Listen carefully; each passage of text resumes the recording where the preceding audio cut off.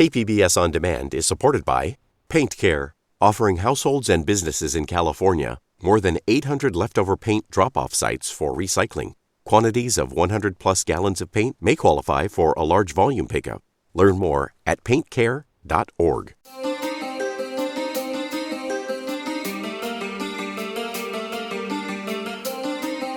Welcome back to another edition of the KPBS Cinema Junkie podcast. I'm Beth Accomando.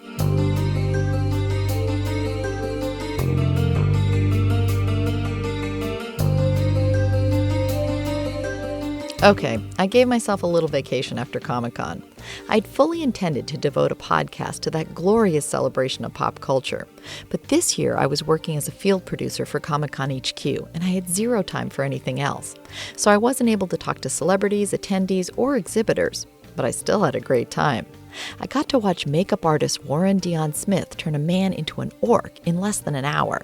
And I got to meet Elvira when Comic-Con HQ did an interview with her. And damn, she's great and hilarious. But now it's back to the real world and back to my podcast. So this week, I want to talk about a new comedy drama by Mike Birbiglia. It's called Don't Think Twice. It opened on July 22nd in New York, and it's going to be opening in San Diego and in more cities on August 12th. You may know him from his many endeavors, including the feature film Sleepwalk with Me, or from his regular contributions to This American Life. Don't Think Twice looks to an improv group experiencing some growing pains as one of its members is on the verge of breaking out into the mainstream. Here's some of the trailer. We're auditioning for Weekend Live. Congrats, man. From Mike Birbiglia and the creator of This American Life comes the comedy critics are calling perfect, completely winning, and funny and honest. You gotta go. Don't Think Twice. 5 minutes, guys. 5 minutes, guys. 5 minutes, guys. Why am I Japanese? Remember when you said, please tell me when I'm racist? Yeah. It's one of those times. Thanks. One of Thank you. those times. Welcome, the commune. Improv's an art form unto itself. The most important thing is don't think. You don't think, you don't memorize. You don't get paid. So true, but isn't that kind of fun, too? Are you working right now? Are you applying for anything? Unemployment? Hummus and chips? Improv, as we'll find out when I speak with Mike Birbiglia, is a different beast than stand-up comedy because it involves a team rather than a solitary individual on stage. Here's a scene from the film demonstrating the skill set of an improv group. And we are the commune.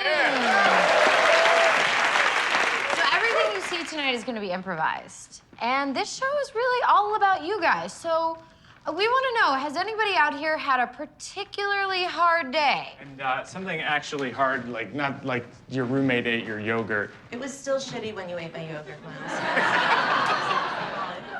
Miles. Go ahead. I'm looking for an apartment, and it sucks.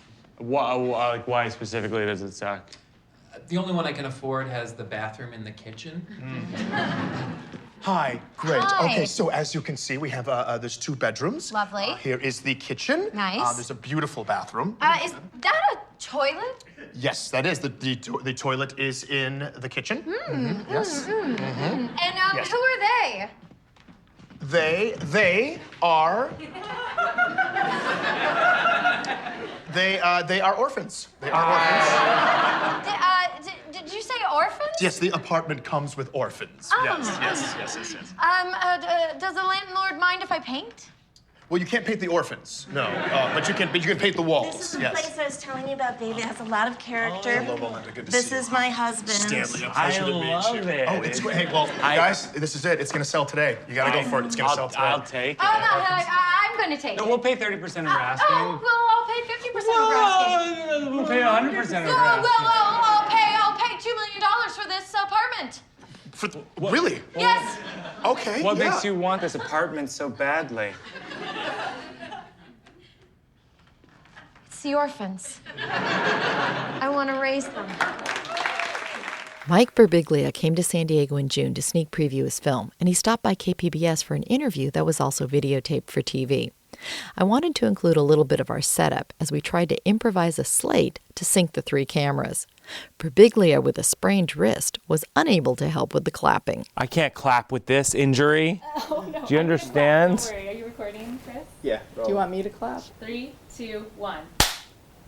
I'll tell you, that's the thing that when I was making my first film, Sleepwalk with Me, Michael Moore came to my one-man show. off-Broadway. It was called My Girlfriend's Boyfriend.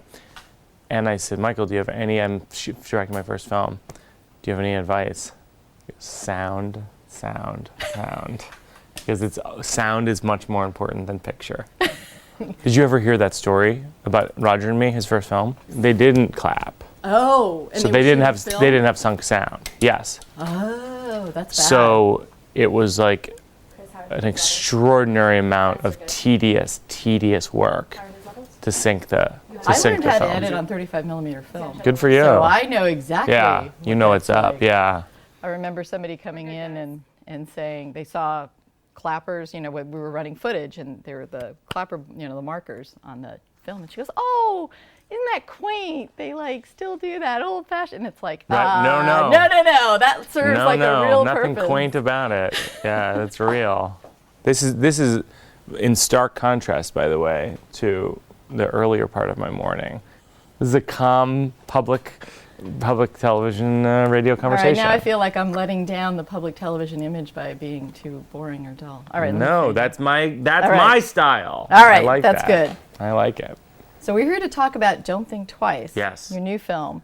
Now, this is about an improv group, and I want to know, is there a difference between doing improv and stand-up? Is there a different skill set you need? Yes, and I would say very, very much so. I'm an odd case of someone who actually does both. I don't know a ton of people who do both. There's a few that I can think of, like Chris Gethard, who plays Bill in the film. He does both. He's excellent at stand-up and sometimes tours with me. As a matter of fact, he opened for me here at the Balboa about 2 years ago, which was wonderful. I love that theater. Yeah, it's a great That is a gorgeous theater.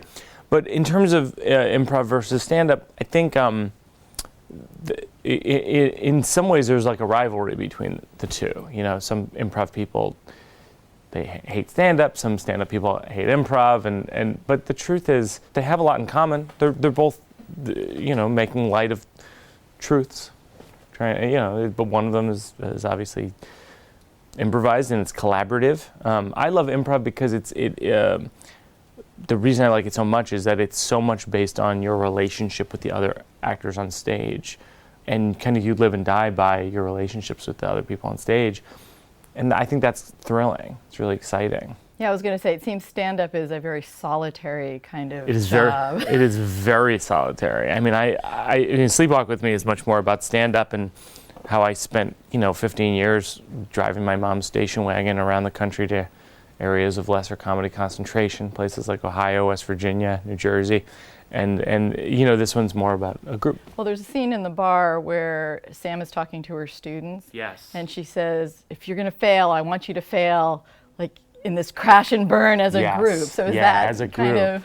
Yeah, I want you to. It's funny you should say that. It's one of my favorite lines. It's one of my. That was a line that Chris Gethard pointed out when he and I were on tour. I was writing this movie, and he would point out some truisms about improv, and one of them is that you fail together. Like when you fail together. When you bomb together. And stand up, you bomb alone. To me, stand-up seems the most terrifying thing on the planet to do, because you're so alone, and if you fail, immediately, because it's not like with bad drama. You can do a bad Shakespeare and you can't quite tell what the audience is reacting. Very true. But with comedy, or even music is the same way. If you play with your band and people clap at the end, you go, all right, that's fine. With comedy, if there's no laughs, there's no laughs. It must be the deadest sound.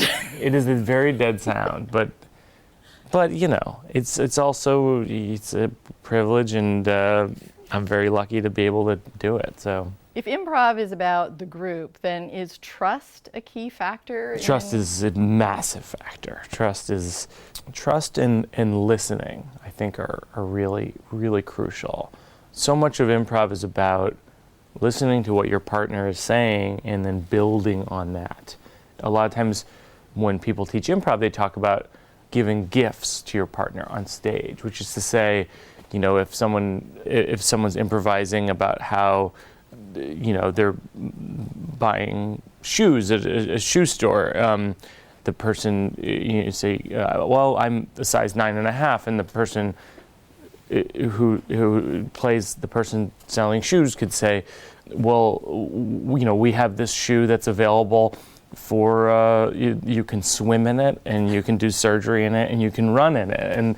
And that's giving a gift back, which is to say, instead of just saying, oh, okay, I'll get a 9.5, which is just sort of taking what the person said to you, they're giving back, well, we have this multi-purpose shoe, and it does these 3 things. And sort of that's how improv scenes are built, is with one person says one thing, another person agrees with that thing, and then adds something to it. And then eventually you're in this universe that didn't exist before. Now, you said that you actually met with one of our local improv groups, Fun City Improv, and one of their members was trying to convince me to take an improv class. And I told her, I said, well, I'm not funny. She said, the point of improv is not really to be funny, but to find truths. Is that? I think that's very accurate. I also think that a lot of times people don't realize that.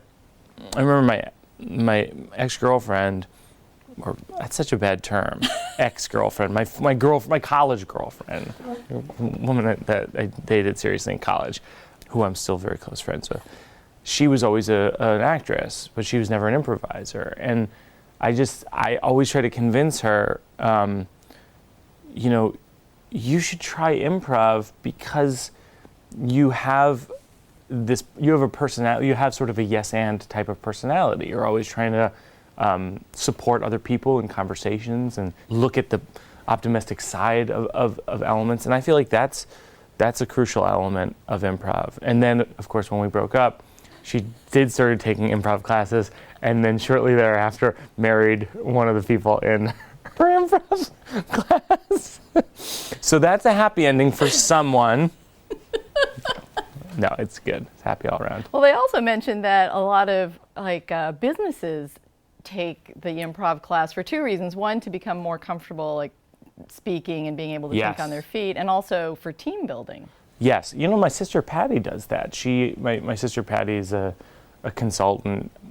She consults with various technology companies and things in Oakland. She lives in Oakland, and a lot of times she'll take her clients to improv classes, whether it's Second City or Improv Olympic in Chicago, and it loosens. She finds it loosens people up. It makes people feel like there's, a common phrase in improv is there are no bad ideas, which is it's a hard thing to convince people of sometimes, because I think we're all self-conscious.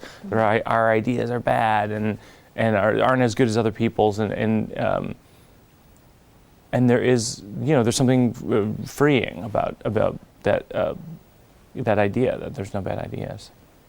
Even though it sounds a little cliche as I'm saying it, but it's true. I think it's true. Because you always have somebody else there to give you the gift to make that idea better. I think so. Right? Yeah. So you're talking about this as being collaborative in a group. Sure. But people who perform are also competitive. So how does that play in? Well, that's how the idea for the movie was conceived. Is my wife came to see, my wife Jen, who's a consulting producer actually on a film, she came to see my improv group one night. Chris Gethard and Tammy Sager and a bunch of people who are in the movie actually play regularly in New York. And she made this observation. She goes, your stand-up friends are so mean to each other, and your improv friends are so nice to each other. And I go, well, it's more complicated than that, because I think that the meanness is kind of bubbling under the surface. And I thought that really could be a movie. And then the other thing that my wife said is, she's a very wise person. She goes, it's interesting that in improv, the principles of it are that everyone's equal, but in fact, that person's a sitcom star, that person's on Saturday Night Live, and then this person shares a one bedroom with 5 dudes in Bushwick, and it's not equal off stage.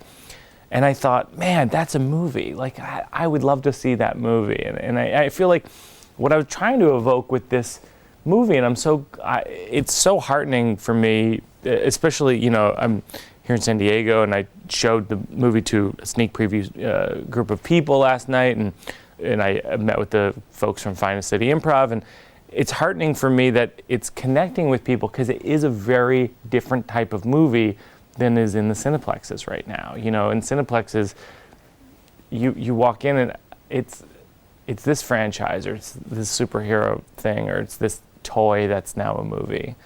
Somehow that's a thing. And I feel like these movies that I love, I grew up on in the 70s and 80s, like, you know, movies like Broadcast News and The Big Chill and Hannah and Her Sisters, these movies that make you laugh and cry alternately, I feel like they're very rare. Mm-hmm. Like I'm just like, I crave those movies. It's almost like I'm making this movie because I want it to exist. You know, like I would love to see 5 of those movies a year, but I feel like there's not 5 a year. What I was thinking too is the way it's promoted in some of the trailers and stuff. Yeah. I'm wondering if people will be surprised at how, I don't know if serious is the right word, but maybe like how truthful it is as opposed to just being an all-out comedy. Yeah, I mean, we try to get across in the trailer that that I would describe it as a dramatic comedy, that it's a drama about these group of friends, and that it's funny. I always say, like, my favorite movies are movies that have all the elements of life in them. You know, like whenever I see a movie that is so dramatic that there's no air for there to be humor in it, I always go like, that's not what life is like. Life is funny. It's not constantly funny, but it is sometimes funny. So when something has no humor, I'm always like, I don't believe that. And when something has all humor and no tragedy or no drama, I go, that's not that realistic either. When you're doing live stand-up or improv as opposed to filming something that's funny, you play off of the audience, you know, like what the pace is, you can tell what's working and what's not. So how hard is it to pace out a film, a comedy film, when you don't have that feedback, and once you set it, like it's done, like you can't change it? We test it with a lot of audiences. We show it to a lot of people. As a matter of fact, Ira Glass, of the host and creator of This American Life, is one of the producers of the film, and we would, in partnership with WNYC in New York City, the public radio station, they would let us actually screen the movie like every few weeks for public radio audiences, which are tough. Those are very discerning audiences. They have a lot to say. They have a lot of criticisms. So early along the way, like we would show early cuts and they would decimate it. And we would be like, okay, back to the drawing board. And they would decimate it again, and back to the drawing board. You know, so the timing, it's crucial. And with film, with comedy, it's absolutely crucial. And our editor, Jeffrey Richman, who edited, The Cove, which won the Academy Award. He edited Michael Moore's movie Sicko, which is, I think, brilliant. He edited Sleepwalk with Me, and he actually did Terrence Malick's recent movie, Knight of Cups. He's a very meticulous editor. He's a very serious filmmaker, and takes comedy very seriously. Of course, it sounds redundant, but or sounds like a contradiction in terms, but he does take comedy very seriously. I think his participation was really crucial to the timing of every moment, and timing out where the laughs are, and the pacing is crucial too. Yeah, because you do want to leave some space, otherwise people will miss lines completely if everybody's laughing. Yeah, and to your point earlier, like you were saying, like, is it a comedy, is it a drama? In the first few minutes of the movie, you actually have to establish it's both. Mm-hmm. You have to have some jokes and you have to have some serious and realistic moments so that people go, oh, okay, it's okay if we laugh and it's okay if we cry. Like, those are two fair emotions. So you work in improv, you're doing a film about improv. Yeah. How tightly scripted was the film, and did you allow for improvisation during it? It was more scripted than anything I've ever written. I wrote probably about 12 or 13 drafts. I would have readings. I probably had about 10 readings in my living room with actors and screenwriters reading all the parts, and then they would give thoughts afterwards. I'd say, how do you feel about this? How do you like this character? And that kind of thing. And then I would give them pizza afterwards. And I would always say at the beginning of the readings, so we're going to read the script, and then we're going to eat pizza and good pizza. I mean, I live in Brooklyn, so I take pizza very seriously. So we'd get it from like Lucali or Patsy's, or like one of the really nice good, solid pizza places. And I would say the reading, it might go well and it might go terribly because it's in the early stages of the script. But at the end, you'll eat pizza, and so it'll all be fine. You didn't think about bribing them with the pizza beforehand? It's a reward after? I don't want to taint. I don't want to taint the results. Oh, okay. That would ruin everything. All right, it's an experiment. But I'm sorry. Back to the question, which is improvising versus scripting. So I always say, like, I've always read that Woody Allen writes these scripts very meticulously with his films. And then on set, he sort of says, you know, whatever comes out, you know, just say it, you know, whatever you're comfortable with. And that's how I feel. I mean, I feel like I cast these really brilliant actors who have really brilliant minds in addition to being great actors. And I always said, like, let's do it as scripted, and then let's do whatever comes out. Because I think that's often the most truthful version of it. You say you have brilliant actors. How do you get the right chemistry for a group like that? We spent a few weeks together in advance. I had to convince all the actors to come to New York, even though they're very busy. Chris Gethard and Kate Micucci and Keegan-Michael Key, Tammy Sager, and Gillian Jacobs, and I had to convince them, like, guys, this movie will live or die based on the chemistry of the group. If we feel like friends, people are going to like the movie. If we don't feel like friends, people are going to be like, what is this movie? It's really what the movie's about, is about friendship. And so I convinced them to come to town. And then this improv guru, teacher, her name's Liz Allen. She's really brilliant. She actually taught me back when I was in college 20 years ago. She came and did a lot of exercises with us to sort of bond us and get us feeling like we're a bunch of best friends. And I feel like I'll always have that bond with this group of people, like more so than any other movie or TV show I've ever done, where it's like, you know, the movie's a lot about the principles of improv, about how it happens in a moment and it disappears. I feel like that's true in some ways of my friendships with this moment in time, where I spent 3 weeks rehearsing with these 5 other actors, where we spent a ton of time together, and then we shot for 6 weeks, and you know, we'll always stay friends, but we'll never have that, like, intense sort of, it was almost like summer camp.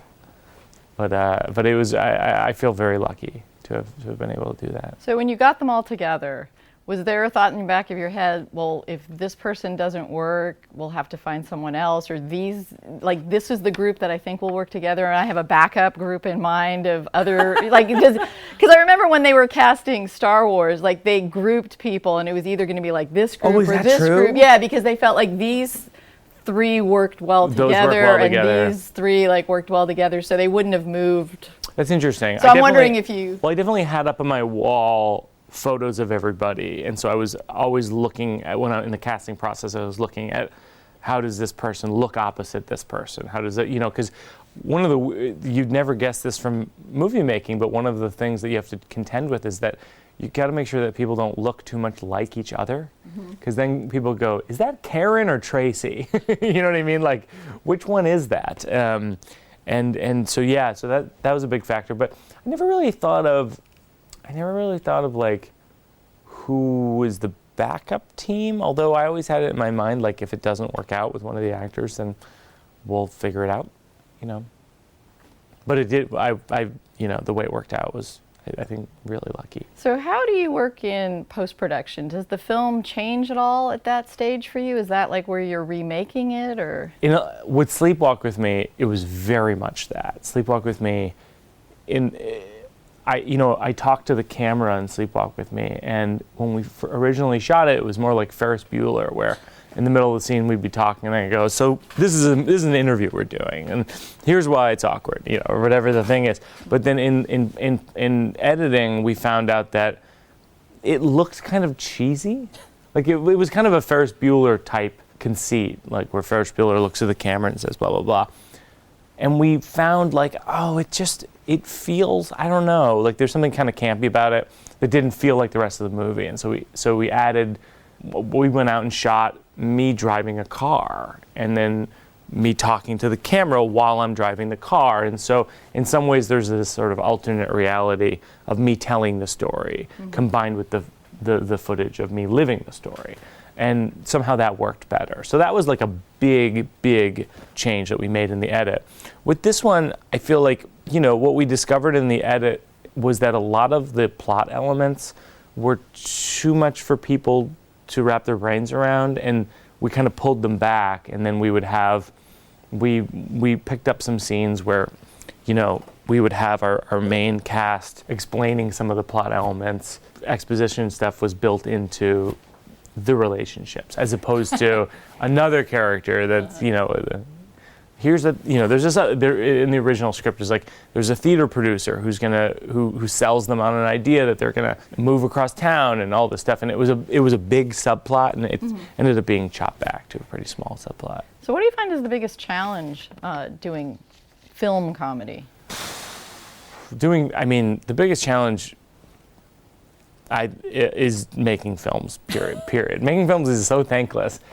First of all, there's no money. It's like no one's getting rich making independent films. It's not something that happens. So you have to do it for the love of it. And then you have to convince the actors and the crew, who also are not getting rich, for them to do it for the love of it. And so you really have to try to coalesce this whole group of like almost 100 people to say like, guys, we're making this thing. It's almost like being a camp counselor. Or like a student council president, where you're like planning the homecoming dance, and you're like, so you're on streamers, and you get the punch bowl, and you hire the DJ, and you're like, this is gonna be great, but secretly it might not be great. And so that's sort of the trick of being a director. I think in some ways is like, you really have to keep a straight face and have a sense that emanate this sense that this is gonna work out great, but the truth is, you don't know. Nobody knows, no matter how big a movie is. When James Cameron made Avatar, he probably didn't know that it was going to be a massive hit.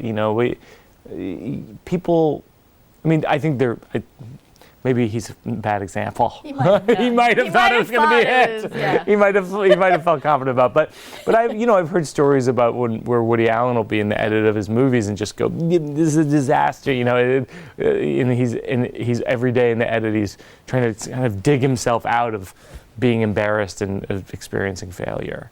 And so you have to sort of have a bravado and a confidence, but it's put on. Like, you can't know. You really can't know. And is it even harder when you're writing and directing and starring? It's harder and it's easier. It's harder logistically. Like, it's harder to shoot a scene where you're acting and then be like, hold on, I'm going to watch that, and you run over and you watch it on a little screen. You go, okay, look, can we move Chris here just to the left, and can we move this plant over here? And then you got to run back, and then you have to act. And so logistically, it's a mess. From a passion perspective, I think it's great because I'm fully inside of the film. I'm living inside the film, and it becomes part of my DNA at a certain point. So I think that in terms of a film having a voice and having, I feel my problem with films, like you go to the Cineplex now, and it's like, I don't know that many of these studio films that really have a voice anymore. That they're not necessarily unique. They're just sort of like, and this huge franchise thing, and this huge franchise thing, and I can't differentiate them from one from another. You open the film with a little bit of like improv history. Improv history, yeah. Why was that important to you to include that? It's funny because that wasn't in the original script. That's a good example of something that came in the edit because people weren't understanding improv. Like, they'd see the film and they go, I don't get, they'd see it without that, and they'd go, some of the WNYC public radio audiences would go, what's happening? What is this improv? And so we came up with this idea, which is, why don't we just sort of present the rules of improv and present the history of improv just in this little encapsulated form.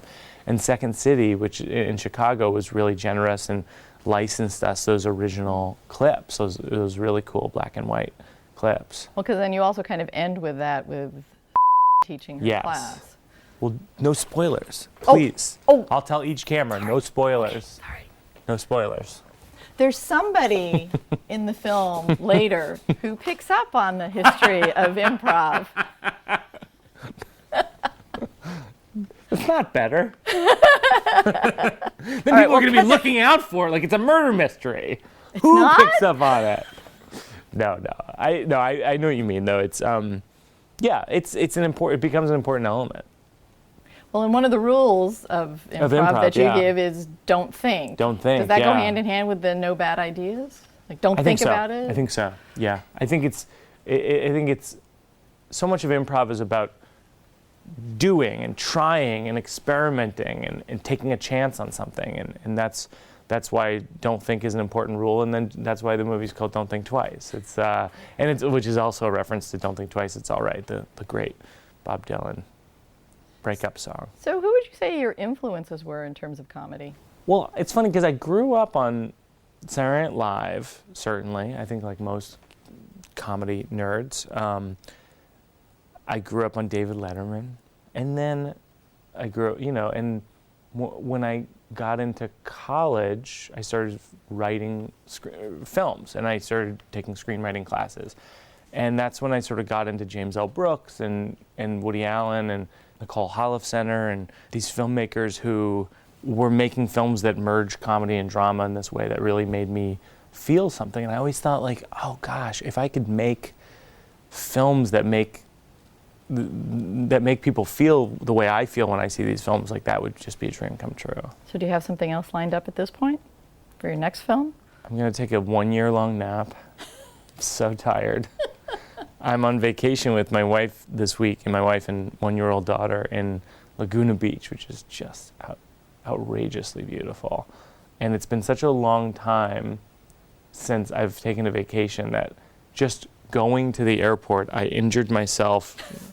I sprained my wrist holding a baby in 15 suitcases. And I think my body is not equipped for vacation. I think my body is like, no, we don't do vacation. So I think I want to take a break for a bit and sort of percolate on some ideas. I mean, I have a lot of ideas in my head. I have 3 or 4 movie ideas in my head that I'm kicking around. But I always find that the best ones sort of rise to the top. You have to make the movie that you have to make, because it's so hard to make independent films that unless you really love it, it's going to be a disaster. So I take it you love it enough to go back to it again. Yeah, I do. All right. Well, thank you very much for your time. Thank you. This was so much fun. Did we get anything? No, but were you rolling? No sound? Were we rolling? But don't think twice, it's all right. Thanks for listening. Next week, I'll have one podcast with Steve Martin about his world premiere of Meteor Shower and another on the indie film Hell or High Water. Till our next Film Fix, I'm Beth Accomando, your resident cinema junkie. And it ain't no use in turning on your light, babe. The light I never knowed. And it ain't no use in turning on your light, babe. I'm on the dark side of the road. But I wish there was something you would do or say to try and make me change my mind and stay. But we never did too much talking anyway. But don't think twice, it's all right.